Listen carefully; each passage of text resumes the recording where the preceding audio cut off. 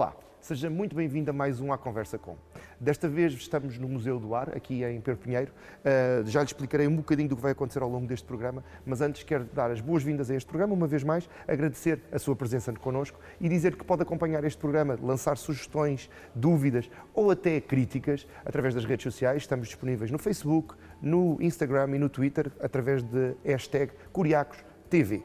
Dizer também que o Museu do Ar também tem a sua própria presença digital, então procure, porque vai encontrar muitas fotos interessantes e algumas histórias do que aqui se passa. Quero dar as boas-vindas, em primeiro lugar, ao meu primeiro convidado desta noite, ou deste programa, que é o Coronel Rui Roque. Coronel, a primeira pergunta é, eu não vou fazer o programa todo aqui, porquê é que eu não posso fazer o programa todo do Museu do Ar aqui? Muito bem, desde já bem-vindos ao Museu do Ar, lá para casa também, visitem o Museu do Ar nos seus 3 polos, que é o que tem a ver verdadeiramente com a resposta à sua pergunta. O Museu do Ar foi criado em 1968, por decreto, digamos assim, abriu as portas pela primeira vez em Alverca e, portanto, o nosso berço, a nossa primeira localização é Alverca, onde ainda mantemos um polo.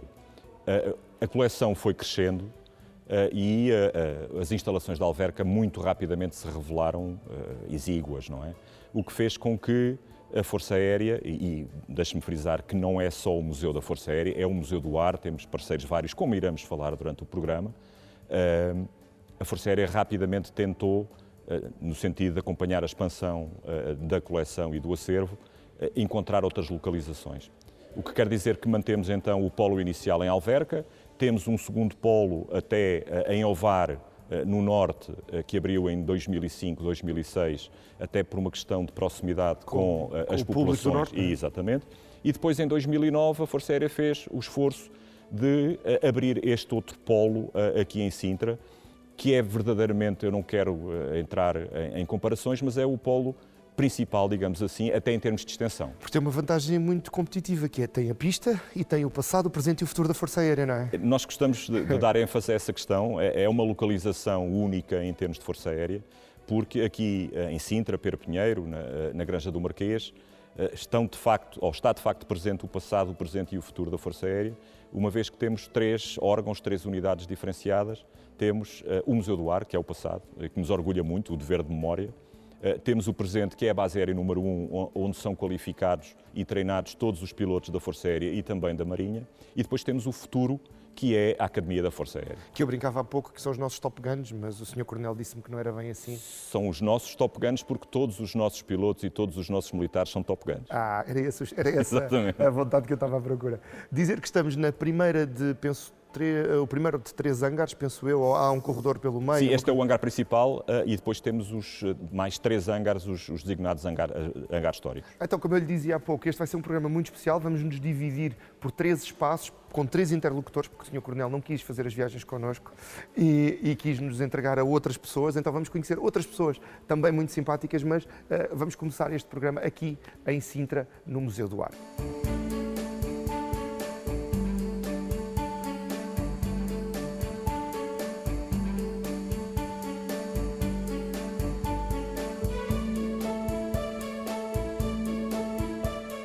Quem começa no Museu do Ar aqui em Sintra, começa a olhar para o Homem-Pássaro, não é? É o início cronológico disto tudo.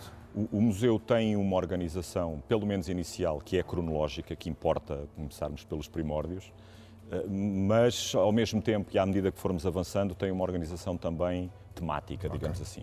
Aqui no princípio, começando pelo princípio, normalmente começamos por falar no gênio de Leonardo da Vinci, temos ali uma réplica das asas de morcego, dos projetos aeronáuticos do Leonardo da Vinci, que eram interessantíssimos. Que me falava há pouco, que se tivessem sido um bocadinho mais perseguidos, provavelmente seriam funcionais. O Leonardo da Vinci era um gênio, ele dedicou-se a tudo e mais alguma coisa. Relativamente aos projetos aeronáuticos dele, a ideia que nós temos hoje é que se ele ou alguém se tivesse dedicado a desenvolvê-los e a entrar noutro tipo de pormenor, que eventualmente o homem teria voado bem mais cedo do que aquilo que voou. É a ideia que se tem dos projetos de Leonardo da Vinci. Já os portugueses decidem voar com umas asas penduradas coisa.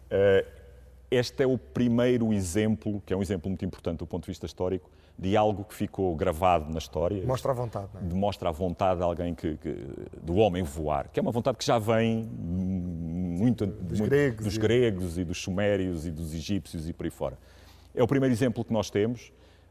João Torto, 1540, portanto, século XVI. Mas ele já começou torto ou é só depois do teste? Ele depois ficou um bocadinho mais torto, mas o nome dele era João Torto, que era um enfermeiro do Hospital de Viseu, um enfermeiro sangrador, era assim que se chamava, mestre de primeiras letras, portanto era gente que fazia de quase tudo, e que pede autorização aos representantes do rei em Viseu para construir um fato de voar. O fato de voar, tal e qual como está escrito, esta é a interpretação que nós hoje temos do que seria o fato de voar. Naturalmente que o fato de voar, para além de outras peças fundamentais, tinha que ter um bico, porque sem um bico de um pássaro não se consegue voar. Não se consegue voar, é uma questão aerodinâmica. Ele experimentou o fato de voar saltando da sede de Viseu. A primeira tentativa correu menos mal, porque aterrou ali numa outra construção que havia perto, num telhado. A segunda tentativa correu menos bem, o voo foi curto, portanto foi entre o topo da Sé e o chão. Ele ficou ferido e veio a falecer na consequência desses ferimentos uns dias depois. Agora, isto demonstra, uma vez mais, em Portugal sobretudo, mas casos destes existem pelo mundo fora, a vontade do homem querer voar. Avançando um bocadinho mais nos séculos, temos a referência do Memorial do Convento de uma quase chegada a sucesso dos portugueses, não no formato que nós conhecemos da ficção histórica, mas no formato provavelmente no formato balão, que estava a dizer há pouco. Nós não podemos, no Museu do Ar, não poderíamos deixar de falar nas experiências do Frei Bartolomeu Lourenço Gusmão, um frade brasileiro. O Brasil, na altura, era uma colónia portuguesa, que no início do século XVIII, portanto 1709, começa de facto a fazer experiências muito importantes com aquilo que nós designamos o mais leve que o ar, em contraponto com os aviões e os helicópteros, que são o mais pesado que o ar.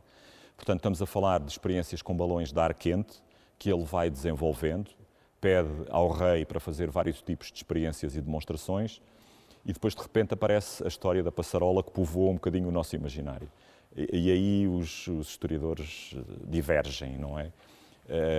Aquilo em que nós acreditamos piamente é que o projeto da passarola poderia ser protótipo do que conhecemos hoje como um dirigível ou como um balão. Como um dirigível ou como um balão de ar quente. Não exatamente naquele desenho que povoa a nossa imagética, digamos assim.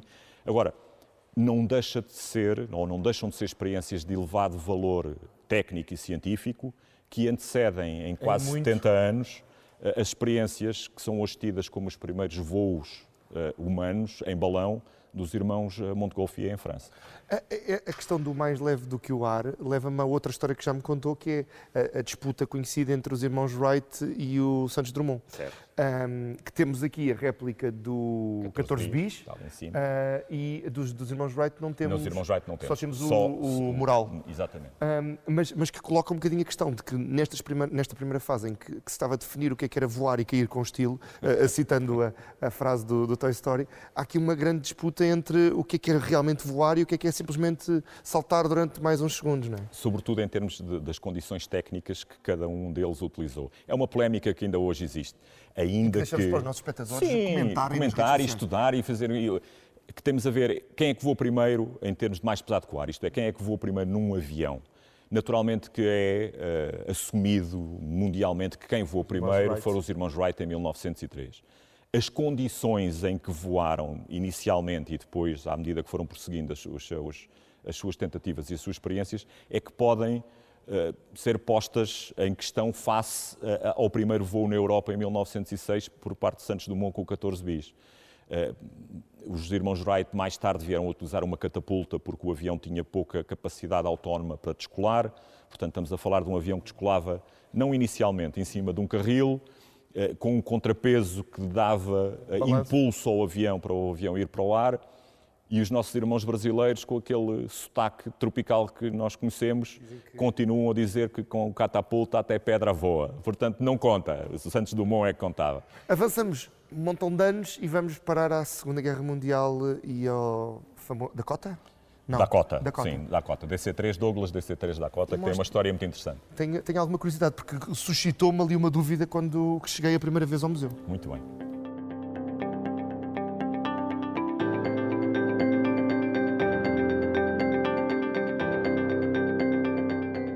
Sr. Coronel, este Dakota provocou uma conversa logo no início de nós os dois, porque eu, como 99% dos portugueses, diria que os aviões portugueses não voaram no dia D.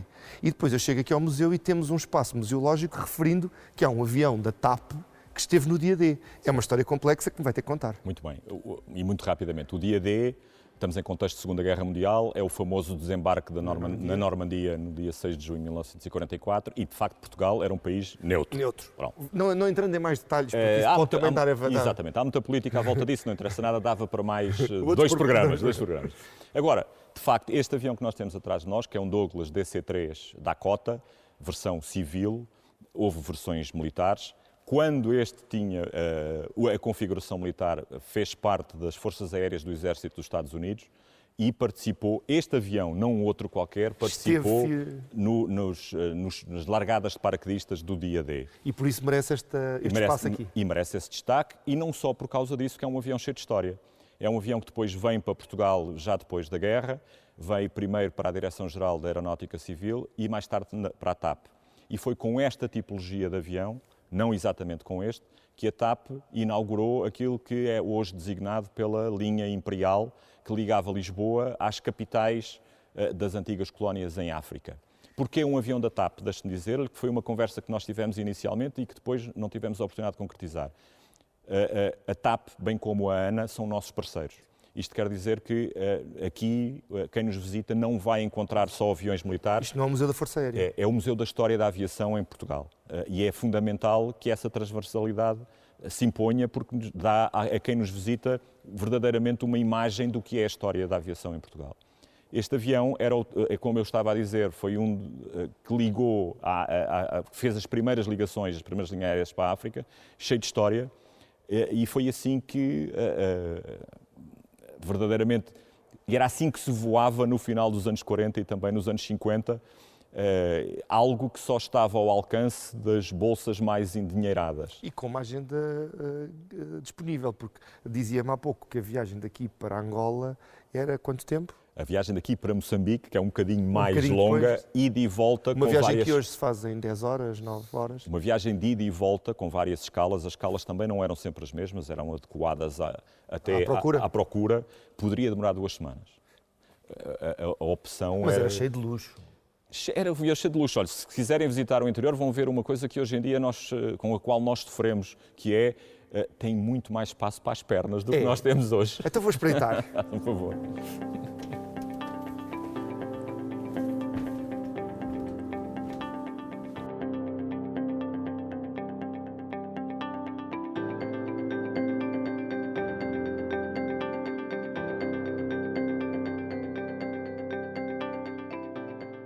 Este espaço entre os dois hangares acaba por ser muito engraçado porque tem uma linha cronológica que conta muito da história da TAP e da ANA na aviação portuguesa e termina com uma coisa que quase parece um brinquedo para crianças, mas que não é de todo um brinquedo para crianças. Não é de forma nenhuma. Que é este simulador que está aqui atrás de nós. Exatamente.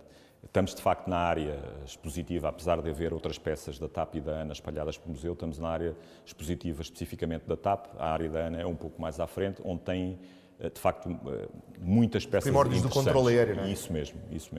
Relativamente a esta peça que temos atrás de nós, de facto, é uma peça de alta tecnologia do final dos anos 40 e dos anos 50, é designada por Link Trainer e naquela altura, era um dos simuladores de voo um dos simuladores de voo por instrumentos mais sofisticado. Portanto, o piloto vinha cá para dentro e com abre-latas, não é? Porque basicamente não. E aprendia a voar sem visibilidade exterior, só a partir dos instrumentos. E do lado de fora estava alguém naquela mesa, não é? E alterando o formato de voo ou qualquer coisa do género. Essa era a sofisticação que ele já oferecia, que era a capacidade de estar ligado a uma mesa altamente tecnológica para a altura, que estabelecia o diálogo entre o instrutor e o instruendo, digamos assim, e já tínhamos aqui algumas capacidade hidráulica de ver algo de simulação de algum movimento. Sensação de coisa. Exatamente. Muito engraçado. Muito engraçado. Agora, a decoração é que depois acaba por parecer... Era para dar alguma credibilidade, não é? Na altura... O Museu do Ar tem muitos visitantes infantis das escolas e os miúdos, quando olham para esta peça... Pensam, onde é que se põe a moeda? É um avião da feira, não é? Não É é uma de peça todo. altamente tecnológica e que faz parte da história aeronáutica em Portugal. Avançando para a próxima sala, vamos começar a ver os helicópteros, não é? Isso mesmo.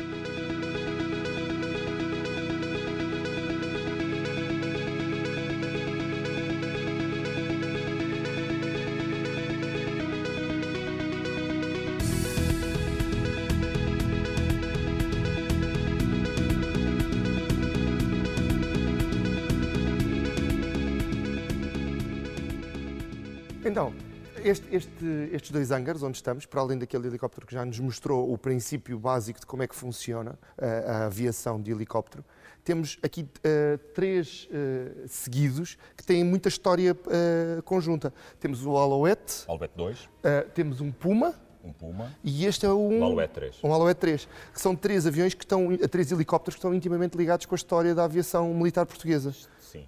Este hangar especificamente é dedicado às aeronaves que voaram durante as guerras da África, portanto, na década de 60, e à sua evolução, digamos assim. Temos o ícone das campanhas da África, que é o Alouette 3, ele está com a configuração de helicanhão, com estes filtros de ar como eram utilizados em Angola e em Moçambique e na Guiné também.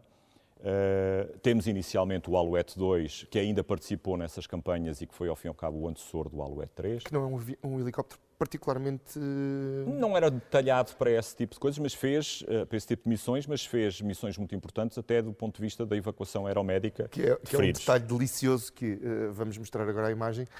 A maca está do lado de fora do helicóptero porque não cabe de todo não lá cabe dentro da cabine e, portanto, os feridos ou os doentes eram evacuados em cima dos patins também do próprio helicóptero. Também era uma boa maneira de fazer uma triagem se a pessoa estava realmente ferida ou não, porque se não tivesse ferida também não queria ir ali.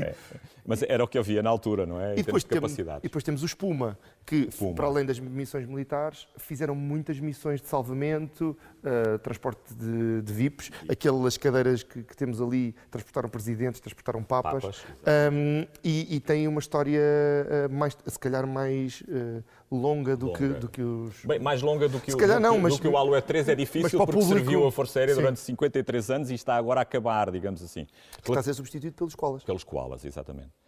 Relativamente ao Puma, o Puma foi adquirido, é um helicóptero de outra dimensão, um helicóptero mais pesado, foi adquirido ainda em contexto das guerras da África. Rapidamente a guerra acabou, ainda foi utilizado nesse contexto, e os helicópteros retraíram para Portugal e foram reconvertidos em termos de missão.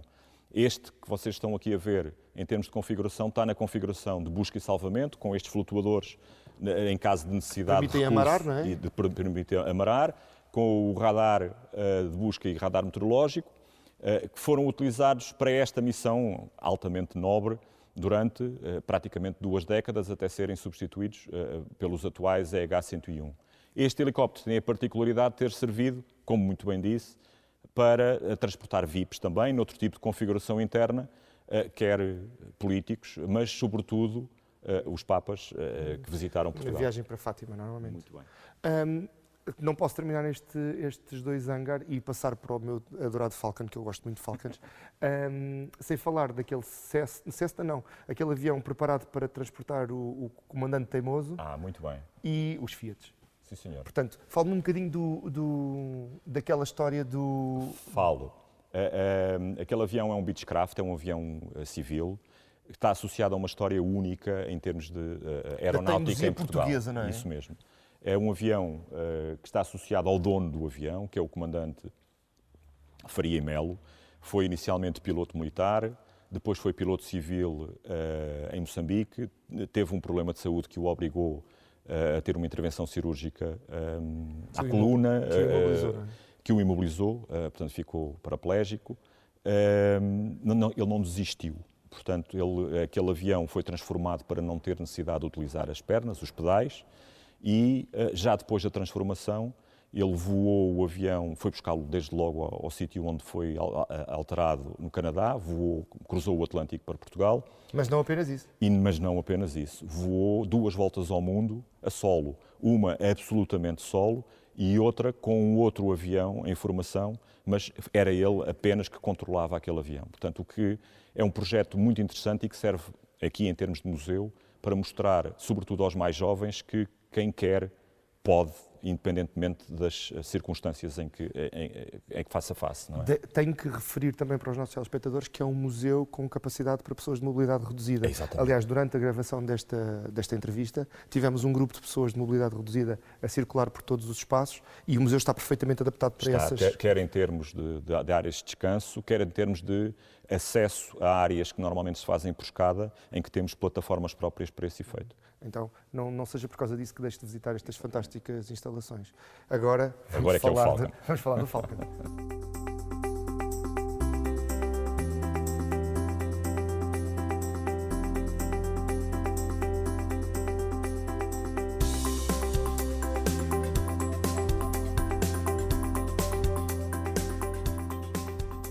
O avião, como lhe disse há pouco, não é um avião eminentemente militar, nem faz parte do dispositivo militar da Força Aérea. Portanto, é um avião que está mais relacionado com o desempenho de missões de caráter civil e de caráter humanitário ou de interesse público, digamos assim. E deve ser exatamente por causa disso. A escotilha, eu presumo que esta porta se chama uma... Tem dois formatos, tem este formato para ambulatório, lá está para entrarem as pessoas com problemas de saúde que precisam de evacuação rápida, mas depois tem o formato normal de avião privado. De passageiro. Exatamente. Até porque os aviões militares, apesar deste não ser especificamente militar, têm uma panóplia de missões muito variadas, o que quer dizer que o próprio avião tem que dar capacidade e flexibilidade para que ele seja configurado de acordo com a missão que vai cumprir. É a grande diferença para os aviões civis.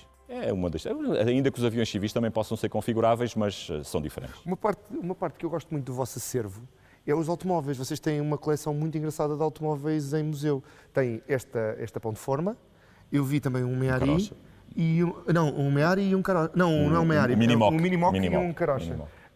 Que ao mesmo tempo acaba por contextualizar as pessoas, porque os aviões não envelhecem muito mal, não é? Este avião parece um avião novo. Deixe-me dizer-lhe uma coisa, não há aviões velhos. Pois.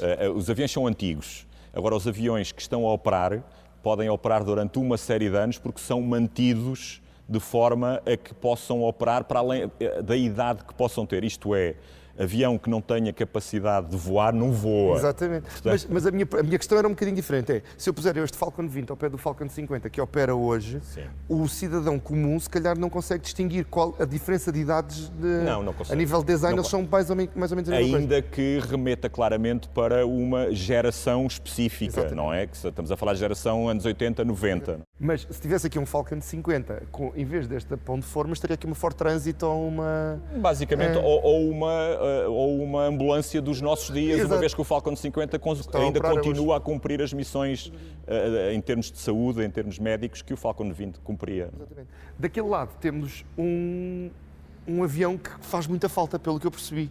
Era um avião que preparava os nossos pilotos para os F-16. Exatamente.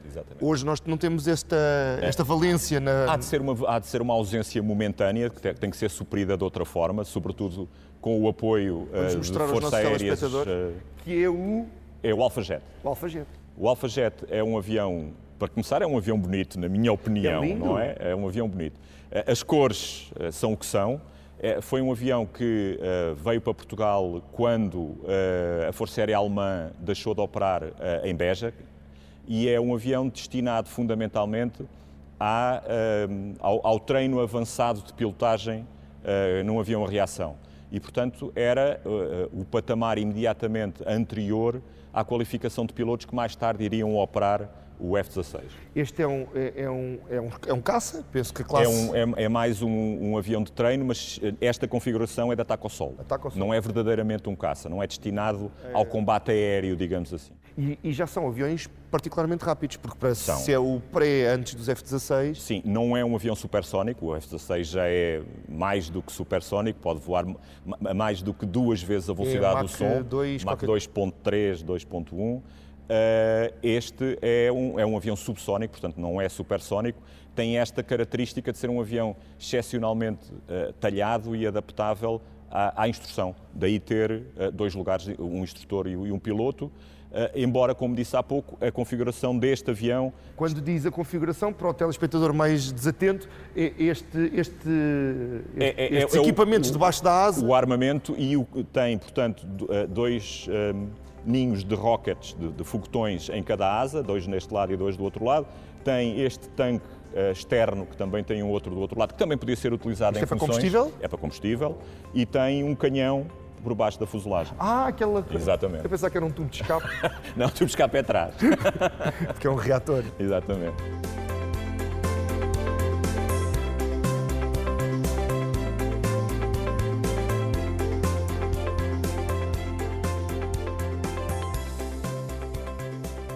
Este, cronologicamente, sai um bocadinho fora do que nós vimos, porque é a meio do caminho entre várias salas. Certo. E esta sala dos pioneiros acaba por mostrar a bravura de alguns portugueses em momentos-chave. Eu começaria esta sala pelo mapa, que nos conta muito do que os portugueses fizeram em momentos-chave, não é? Esta sala é dedicada, nós não gostamos muito da palavra herói, mas acabam por ser verdadeiros heróis, aos aviadores do Exército e da Marinha, até porque o contexto de Força Aérea só aparece em 52, que nos anos 20 e 30 do século XX percorreram o mundo mostrando a Cruz de Cristo. O que é que eu quero dizer com isto? Os mais conhecidos são naturalmente Gá Coutinho e Sacadura Cabral, que travessia aérea do Atlântico Sul em 1922, aliás, começamos a aproximar-nos do centenário. Mas houve uma série de viagens que ligaram Lisboa às várias capitais do Império na altura, que são verdadeiros monumentos àquilo que as pessoas arriscavam para cumprir a sua missão. Estamos a falar em aviões muito pouco sofisticados, estávamos na época daquilo que nós designamos comumente como o pau e trapo, isto é, aviões estruturalmente feitos de madeira e depois com cobertura em tela e com motorizações relativamente frágeis, mas, sobretudo, este tipo de viagens colocava desafios extraordinários em termos de navegação. A navegação, isto é, não havia qualquer tipo de ajuda. Pois falávamos há pouco que era ou se seguia as linhas de caminho de ferro ou as estradas. Quando não havia nenhuma nem outra era... Confiava-se na navegação astronómica e Gá Coutinho, o comandante Gá Coutinho, e mais tarde o almirante Gá Coutinho, foi de facto uma figura incontornável. O dispositivo de ajuste de erro, não era? Como disse? É uma tábua de rumos, que é mais não é do que um computador verdadeiramente de correção de rumos. Gá Coutinho adaptou o sextante naval ao sextante aeronáutico, com a introdução de uma bolha por causa do horizonte artificial, e fez uma série de outras adaptações no sentido de se poder navegar, e quando se diz navegar é encontrar o rumo certo para o sítio certo, entre as várias etapas, porque de facto não havia muita margem de manobra. Por exemplo, a atravessar o Atlântico Sul, havia um navio da Marinha que os esperava nos rochedos de São Pedro e São Paulo, e eles tinham que chegar ali, não podiam chegar noutro sítio qualquer. E chegavam com meia dúzia de litros de combustível disponível. Portanto, era um desafio excepcional. Há aqui uma história que eu achei deliciosa na nossa visita prévia, que é sobre a viagem para Macau. Sim. O avião chega à Índia e estraga-se para além de reparação, não é? E há um trabalho de logística de reconstruir um novo avião para fazer a viagem. Avião esse que está cá o motor. Está cá o motor, sim. É delicioso este preservar da história de peças que poderiam ter ido parar ao ferro velho porque na altura ninguém deu valor àquilo, mas que estão guardadas aqui e à espera da visita dos nossos telespectadores. Esse foi um esforço que foi sendo feito muito antes de existir o Museu do Ar, por pessoas que se importavam com a preservação do património aeronáutico nacional. A cigarreira e o isqueiro oferecidos por Gá Coutinho ao comandante do navio. Ao comandante do navio Paris City, que os salvou numa parte da aventura. Até porque todas estas aventuras que podem depois ver no mapa, raramente foram feitas utilizando só um avião. Porque ia-se trocando. Ia-se trocando até porque aconteciam acidentes. Daí eu ter perguntado se o motor era da primeira fase da viagem ou da segunda fase da viagem. Especificamente essa viagem a Macau, de Brito Pais e Sarmento de Beiros, o avião saiu de cá, o Pátria, acidentou-se no norte da Índia e depois é aquela dificuldade, como é que nós vamos fazer o resto da viagem? Arranja-se uma forma, arranja-se dinheiro, compra-se no mercado local. O mercado local era alguém que tinha um avião, no sentido de dar capacidade para fazer o resto da viagem, e nasceu o Pátria 2. Quando vier ao Museu do Ar, aqui neste polo de Sintra, peça para ver as roupas que eles usavam, porque estamos a falar de aviões sem pressurização. Sim, e com cabine aberta. Com cabine aberta, onde o frio lá em cima é atroz. Então é um dos detalhes que eu convido os nossos telespectadores a visitar. Vamos continuar a ver e voltamos já a seguir.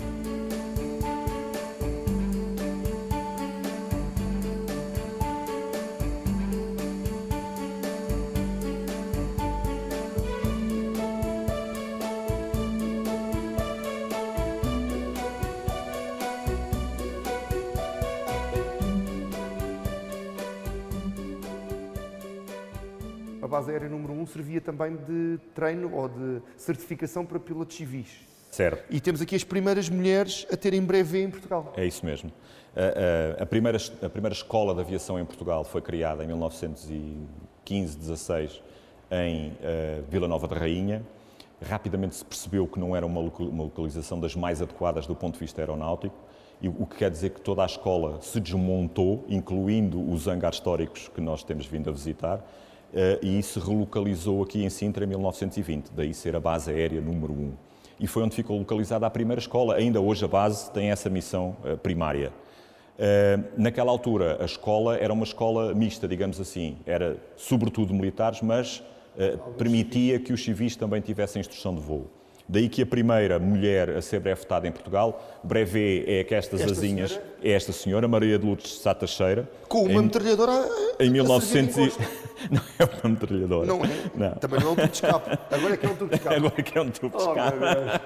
Maria de Lourdes Sá Teixeira, 1928, que foi a primeira mulher portuguesa, primeira mulher piloto, primeira mulher a ser brevetada. Também nesta vitrine, também temos alguma informação sobre a Dona Isabel Rilvas, Dona Isabel Bandeira de Melo. Que não é só uma piloto, não é? Ela fez tudo. Não foi a primeira, ainda está connosco, é uma excelente senhora que nós gostamos muito e que visitou o museu com alguma assiduidade. Não foi a primeira mulher a ser brevetada, mas foi a primeira mulher a fazer quase tudo. Foi a primeira mulher piloto de acrobacia, foi a primeira mulher paraquedista, foi a primeira mulher balonista. Aliás, é uma pessoa excepcional e por quem nós temos um carinho especial e que sabemos que tem também um carinho especial pelo Museu do Ar. Sr. Coronel, eu sei que a nossa visita está a terminar, não podemos terminar sem ir à placa e ver aqueles 3 fantásticos exemplares. 3? São 5. 5, pronto, está a ver. E antes de eu me despedir de si, mas ainda temos muito para conversar. Muito bem. Vamos até à placa. Vamos até à placa.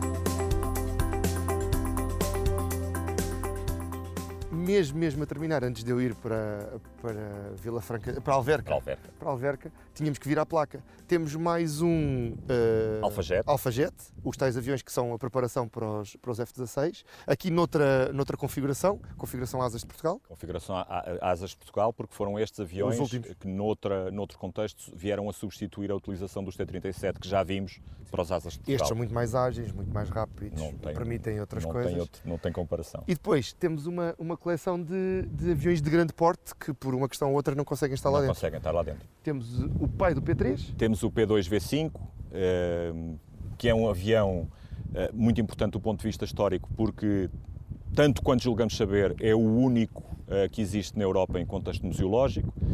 Temos um Aviocar, que é o antecessor do atual C295, e mais atrás temos um P3, o P3 que é um avião de patrulhamento marítimo. Hoje em dia os nossos P3 que ainda operam na Força Aérea são um bocadinho mais do que isso, é uma plataforma de recolha de informação, digamos assim, e é neste espaço que nós realizamos eventos variados, o evento da base aberta, o evento da noite dos museus, e que nós gostamos mesmo é de ver este espaço cheio de gente. Portanto, venham cá. Fica aqui um convite aberto, é não é? Isso mesmo. E nós vamos apanhar um A7, que eu tenho que ir para Alverca, tenho que chegar lá logo a seguir ao almoço. E vai dar 7. Vou dar 7. Muito bem.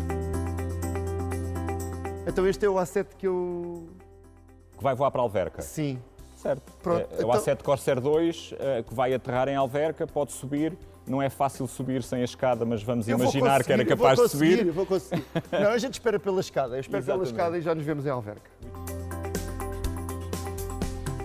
Então, saí de Sintra, encontro-me em Alverca, continuo no Museu do Ar, não no mesmo polo, noutro polo, e mudei de coronel para capitão. Agora tenho a capitão Luísa Abreu. Luísa, Estamos no início de uma visita pelo Museu do Ar. Começámos da rua para dentro, porque esta rua acaba por ser uma rua muito especial. Sim, digamos que todo este espaço que em redor aqui do próprio museu respira história. E respira história porque este polo, e foi onde tudo começou, o museu foi fundado por decreto-lei em 1968 e, portanto, é aqui que tudo começa. A Alverca tem uma grande tradição aeronáutica. Que a minha geração não se lembra, mas que é um facto que muito da aviação como nós a conhecemos hoje nasce aqui. Nasce aqui. E, portanto, esta tradição aeronáutica deve-se aqui. Digamos que no pós-guerra, no pós-Primeira Guerra Mundial, nasce aqui neste espaço à volta o Parque de Material Aeronáutico, que dá depois origem à ZOGMA, às oficinas, exatamente, que com essa denominação surge um pouco mais tarde, em 28. E, portanto, conhecido, e isto é um facto, essa é apenas uma curiosidade, portanto, o Parque de Material Aeronáutico era conhecido como a Feira do Major. A sério? A sério. Porquê? Porque Major, porque o primeiro comandante do Parque de Material Aeronáutico era Major, o Major Pedro Fava de Almeida, Ribeiro de Almeida. Depois Feira porque basicamente o parque eram caixotes de madeira de transporte de aviões e, portanto, ficou peças conhecido. espalhadas e... Exatamente, até era mais uma feira do que propriamente, mas foi efetivamente ali que começou, portanto, o parque de material aeronáutico.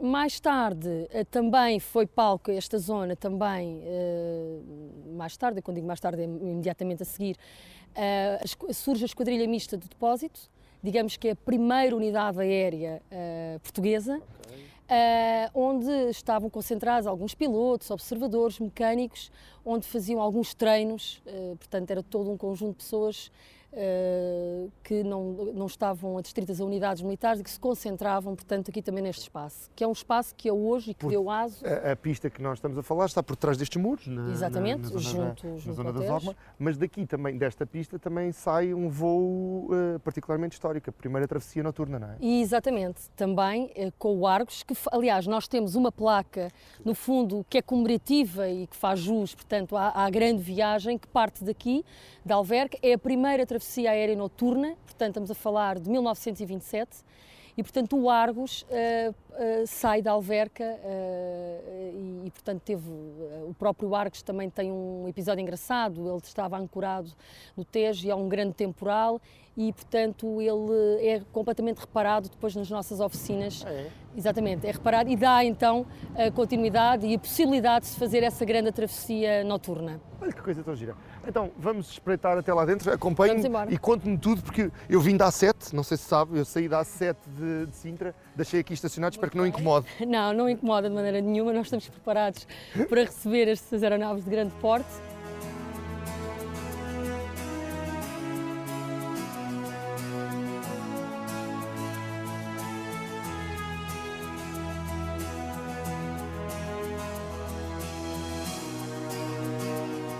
Então, estávamos a falar da caixa, do Major, não é? Que é mais ou menos. Agora entramos aqui, agora vamos conhecer um bocadinho da coleção deste polo, que é uma coleção diferente de Sintra, mas que se complementam, porque aqui temos peças únicas, que lá não temos. Até porque este é o museu original, não é? E é onde começou. O último dos três é Sintra ou é Ovar? Ovar surge em 2005 é o mais recente. E a seguir Alverca, depois temos Sintra em 2009.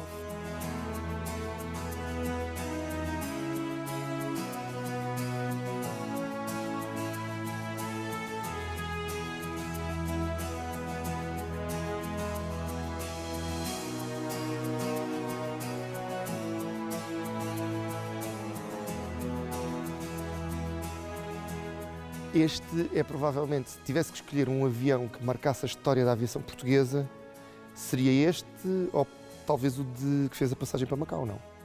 Sim, este pode ser um deles, esta réplica, digamos assim. Seria o Santa Cruz ou o Pátria, não é? O outro era o Pátria. Sim, eu diria que sim, porque marca também, portanto, insere-se num contexto muito importante, que é o contexto do período áureo da aviação em Portugal, o período das grandes viagens transoceânicas, transatlânticas, e esta é a primeira, digamos assim. Portanto, é a travessia do Atlântico Sul, em 1922, por Gago Coutinho e Sacadura Cabral, E esta réplica, que é uma réplica, mas foi construída na Zogma, e, portanto, é uma réplica muito bem feita, muito fiável e que marca este período da aviação muito importante. E estando aqui numa réplica em tamanho real, o mais aproximada possível da realidade, o que me marca a mim é o tamanho. Estamos a falar de um avião bastante pequeno, em que temos cockpit aberto, não há ar-condicionado, não há refeições a bordo, não, haveria refeições a bordo, mas não uma refeição como nós a entendemos. Exato. As condições foram mesmo muito atrozes. Sim, é que voar nesta altura é de facto algo extraordinário, não é? Para além de que só grandes aventureiros, gente com um espírito muito destemido, e até a loucura aqui faz parte e acho que é importante, porque de facto são aviões abertos e quer dizer, como é que é possível, não é? E foi possível voar daqui para o Brasil, para Macau, portanto esta gente apanhou condições extremamente difíceis, para além de pilotar ser muito difícil, o sistema de comunicações era muito complicado, não é? E era muito rudimentar. O meu anterior convidado, Coronel, dizia-me há pouco que eles tinham que chegar numa hora determinada ao Brasil, quando estava um navio da Marinha com iluminação, para eles saberem mais ou menos onde é que andavam. Exatamente. E eram reabastecidos pela Marinha, portanto aquilo tinha que bater ali tudo muito certinho e enfim, o bater certinho aqui é que depois os sistemas de navegação eram muito rudimentares. Não havia GPS no relógio, não é? Não havia GPS, eles não comunicavam entre si, não se ouviam. Portanto, havia uma espécie de bloco de recados e por aí, portanto, é de facto muito rudimentar. Outra aeronave que está aqui neste espólio fantástico, por trás de mim, é um avião descarnado, eu diria descarnado, mas o termo não é descarnado. Desentelado. No fundo é para se mostrar um bocadinho as cabelagens e como é que funciona a dinâmica do avião. Uma Tiger. Uma Tiger. Que foi também construída na Zogma, tal e qual como foi esta réplica do Pátria. A Tiger também foi um avião muito significativo também no que diz respeito à aviação, até porque ele formou milhares de pilotos. Aliás, hoje, se for à Inglaterra, pode vê-lo voar ainda em festivais aéreos, portanto, foi um avião de instrução. É um avião de colecionadores também, entusiastas. Exatamente, foi um avião dos anos 30, portanto, e que formou milhares de pilotos por este mundo. Caso Forte, quase dos aviões. Exatamente. E estamos a falar de um avião de madeira, tela, portanto, aqui os materiais também são muito rudimentares, portanto, isto é pau e trapo, como nós costumamos dizer, não é? Exato. Depois temos o Chipmunk, que este é um Chipmunk épico, porque é o último fabricado em Portugal. Exatamente. É o último fabricado na Zogma e tem uma história também complexa. É isso, portanto, é o último, este que aqui está, portanto, é o último e foi também o último a ser fabricado na Zogma, porque nós, sob licença, também tivemos a possibilidade de os fabricar. E, portanto, é ainda um avião de instrução na Academia da Força Aérea, portanto, tem aqui um historial muito significativo. E depois temos o T6. O T6. Que tem um detalhe que eu adorei de que me contassem há pouco, que é um avião que não foi desenvolvido para o que os portugueses o fizeram a fazer. Ou seja, os portugueses adaptaram-no naquele espírito desenrascado da cultura portuguesa, adaptaram um avião que não era bem para aquela especificidade, adaptaram-no para outra especificidade e penso que fomos os únicos a operá-lo nessa forma. Portanto, o T6 é um avião de treino norte-americano. E há uma adaptação, porque ele tem depois um papel como um caça ligeiro, digamos assim, durante o período da Guerra Ultramarina. Okay. Portanto, há toda uma adaptação que tem que ser feita, no que diz respeito depois ao bombardeamento, porque ele acaba por ser um caça ligeiro, e, portanto, essa adaptação é feita nas Zogmas. Mais uma vez, a nossa indústria aeronáutica tem aqui um papel importante. A capitão tem noção que depois desta entrevista eu tenho ideia que deveria de haver também um museu da Zogma. Para além do Museu do Ar, devia haver um Museu da Zogma. Também, não é? Aqui este espaço. Na verdade, acaba por ser um consórcio, porque muito do que se passa na Zogma acaba por ser mostrado no Museu do Ar. Também. E penso que deste lado está mais ou menos tudo contado. Sim, no que diz respeito à coleção dos aviões que estão aqui expostos, penso que sim. Agora vamos para uma parte que a capitão é particularmente especialista, que é os motores. Venha-me falar dos motores. Os motores, que é uma coleção extraordinária, uma das melhores do mundo. Um espólio fenomenal. Fenomenal.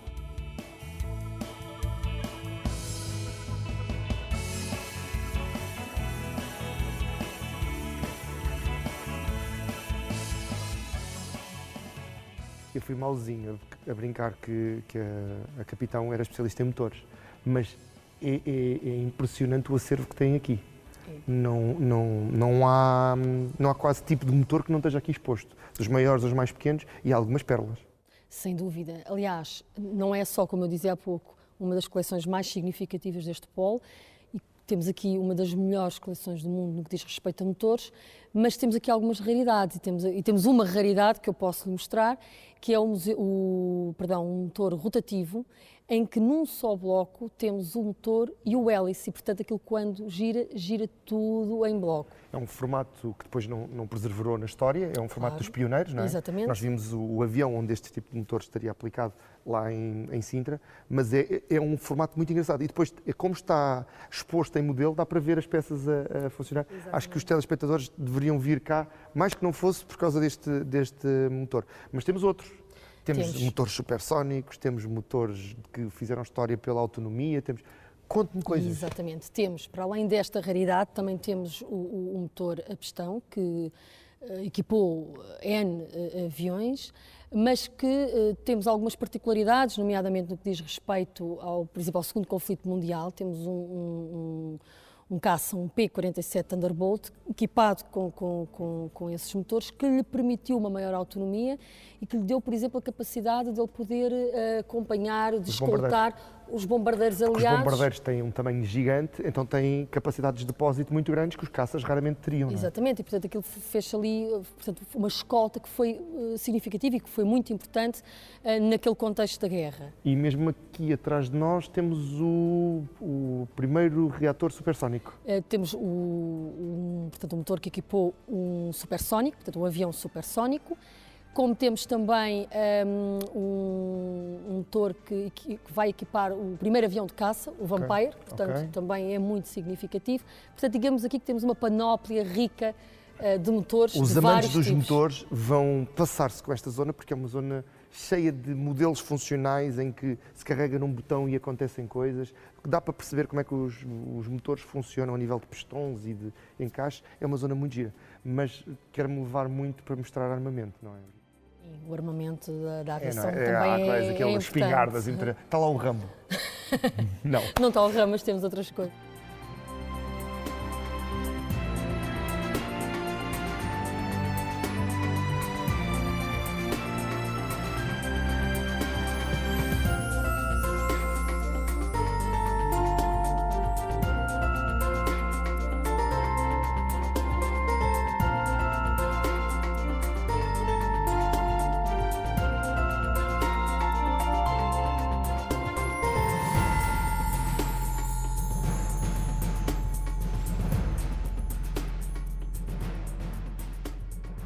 Capitão, isto eu ia dizer brinquedos para meninos, mas acho ofensivo. Então vou dizer, já viu a quantidade de armas e de bancos injetáveis? Só acho que deviam resolver aqui uma coisa, que era pôr botões para a gente testar os bancos. Não, exatamente. Não era uma ideia. Claro, isso assim torna sempre a coisa um bocadinho diferente, a percepção é diferente. Eu acho que os visitantes iam adorar. Eu digo que eu instalava um no banco do meu carro. Mas voltando aqui às questões que nos trazem cá, esta sala acaba por ser muito explicativa do outro lado da Força Aérea. O Coronel dizia há pouco que isto é tudo muito giro, mas nas guerras há mortos e feridos e ninguém gosta de falar desse lado. Mas nós, quando vemos estes equipamentos, lembramos-nos que isto não é voo lúdico, que tem que estar preparados para o pior, na esperança que aconteça o melhor. Então, armamento, bancos injetáveis, fatos pressurizados, temos um paraquedas. Paraquedas é a última coisa que a Força Aérea se quer lembrar, não é? Mas fala-nos um bocadinho da história disto tudo e como é que estas coisas também estão a evoluir. Sim, é verdade. Aqui no fundo temos aqui uma evolução, não é? Portanto, aqui temos várias cadeiras de injeção, não é? E há aqui uma evolução das cadeiras, elas vão melhorando a sua capacidade, mas basicamente elas surgem porque se anteriormente o piloto, porque voava muito mais balsas, abria a canópia e, portanto, saltava e fazia o salto de paraquedas facilmente, depois a coisa começa-se a complicar, até porque as velocidades são outras. Supersónicos. Exatamente, e, portanto, a cadeira de injeção é, de facto, fundamental, porque o piloto, portanto, a cadeira sai em queda livre e rapidamente sai daquela zona onde o oxigênio é rarefeito e, portanto, sai da zona de perigo iminente e, portanto, facilmente. Até porque ela própria tem que sair da direção do avião e dos gases e aquelas coisas todas. Exatamente, está preparada para isso. E aqui, no fundo, temos uma evolução, temos várias cadeiras que equiparam várias aeronaves. Portanto, cada uma delas. E convido os nossos telespectadores, quando visitarem o espaço, é muito interessante porque tem a fotografia dos aviões que fazem parte. Já dá para perceber um bocadinho a dinâmica da cadeira relacionada com a velocidade que o próprio avião atinge. Exatamente, que ela tem outras capacidades, vai tendo outras capacidades, é melhorada. Penso que seja uma zona de ensaios ou de treinos, também uma cadeira. Exatamente. E temos um detalhe muito engraçado que é e passando já para as armas, é uma bancada de treino de bombardeiros e de disparos em terra, onde os armeiros, penso eu que é o termo, não é? Não. Os artilheiros treinavam. E depois temos um conjunto de armas que nos vai contando um bocadinho a história de como é que as coisas foram evoluindo. Porque no início, dizia-me, eram os pilotos que coordenavam os disparos. Exatamente, portanto, os pilotos ou os artilheiros é que manejavam o próprio armamento, portanto, eles tinham armas, aliás, e o armamento que foi utilizado no início, não é, e na Primeira Guerra Mundial, não é, eram os próprios que normalmente utilizavam as pistolas e armamento mais pessoal, não no ar, mas sempre tinham que fazer uma aterragem forçada, no fundo era para se defenderem em terra. E, portanto, eles próprios operavam esse material. Depois, claro que as coisas vão evoluindo e, aliás, têm que evoluir, porque o importante é que depois que o piloto fique completamente autónomo e que o próprio avião tenha essa capacidade de o fazer. Ok. Temos depois também uma zona com bombas, penso eu. Sim, temos uma zona de bombas, foguetes, sim, portanto, mais convencional. Armamento mais pesado. E temos um detalhe que vai ter que nos contar, que é a parte dos sonares. Porque pouca gente sabe, mas são os aviões, ou, pelo menos na Segunda Guerra Mundial, são muitos os aviões que encontram os submarinos. Exatamente. É uma coisa que não faz muito sentido, porque os submarinos andam debaixo d'água e os aviões andam no ar. Exatamente. E aquilo, como é que eles os encontravam? Com os dispositivos muito giros que estão ali expostos. Sim, que são as sonoboias, aliás, muito características de um avião do P3, que fazia luta antissubmarina, portanto, nesse período pós-guerra e durante a guerra e pós-guerra. E as sonoboias eram equipamentos que eram lançados ao mar, portanto, à água, e, portanto, eles captavam o ruído subaquático. Ora, quem operava essas sonoboias, portanto, tinha as coordenadas da localização portanto, desses equipamentos e, portanto, através do ruído e das coordenadas que localizavam, conseguiam facilmente perceber onde é que se encontravam os submarinos. E aí operar, e aí... Mais uma curiosidade que, se calhar, algumas pessoas não sabiam. Dizer também que, não dissemos há pouco lá fora, mas que este espaço, ou aliás, o complexo onde hoje está o museu e onde estão as OGMA, foi o primeiro aeroporto internacional português. Sim, não foi só o primeiro, digamos assim, o primeiro e único aeródromo internacional, que operou no período de 1919 até 1936. Que ainda é um bom período. Que é um bom período de 17 anos, em que a Alverca e o campo de aviação da Alverca recebeu mais de 500 aviões, mais de 1000 passageiros. Não só foi, portanto, um espaço fundamental no que diz respeito ao tráfego internacional, como também foi no campo de aviação da Alverca que surgiu o primeiro aeroporto comercial. E os serviços aéreos portugueses vão inaugurar precisamente com o tráfego comercial de passageiros. Há carreiras de Alverca-Sevilha, depois há uma carreira muito mais regular de Alverca-Madrid e é de Alverca que partem essas viagens e estamos a falar de finais da década de 20.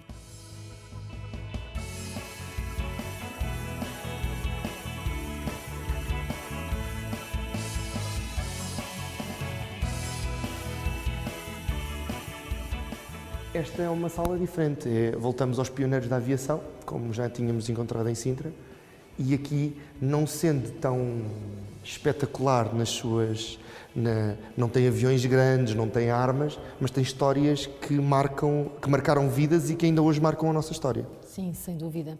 Aqui temos uma coleção muito rica de objetos pessoais, desde fotografia, medalhas, condecorações, mesmo alguns documentos até utilizados nas viagens, porque estamos a falar de pioneiros, não é? Estamos a falar de um Gacotinho, um Sacadura Cabral, Sarmento Beiras, um Brito Pais, um Manuel Gouveia, em que fizeram, portanto, as grandes viagens ali na década de 20 e 30 do século XX. Não só esses pioneiros que estão aqui representados, mas também figuras que, de uma forma ou de outra, foram muito importantes no desenvolvimento da própria aviação em Portugal, não é? Enfim, temos um Craveiro Lopes, temos um Humberto Delgado. O Craveiro Lopes foi, para além de ter sido Presidente da República durante o período do regime de Salazar, foi também piloto. E treinou outros. Ele foi instrutor, aliás, Exato. ele foi piloto e instrutor. Aliás, ele brevetou a primeira mulher civil em Portugal. Que nós encontramos a fotografia em Sintra. É a Exatamente. foto na vitrine de baixo, que eu tenho boa memória. Porquê é que ela lá está? Porque, portanto, esse brevet e o curso foi em Sintra, foi na escola de pilotagem que, entretanto, estava a funcionar. É um interligado de histórias, não é? Poderíamos ficar aqui anos a falar sobre isto. Sem dúvida.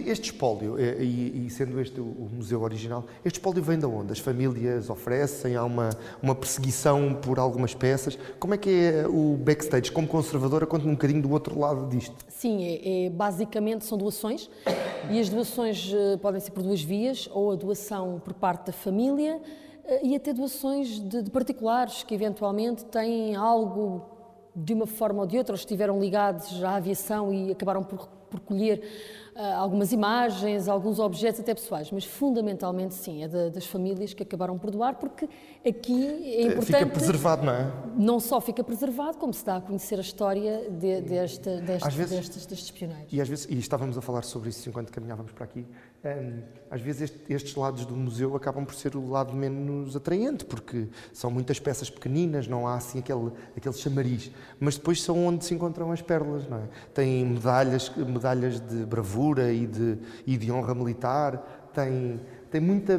o que os americanos chamam de memorabilia, as cartas manuscritas, encontramos aqui canetas que estiveram presentes em encontros muito importantes. Nas viagens, inclusivamente, há aqui alguns objetos que foram utilizados inclusivamente nessas viagens, Sim. e isso, de facto, em termos históricos, é muito significativo.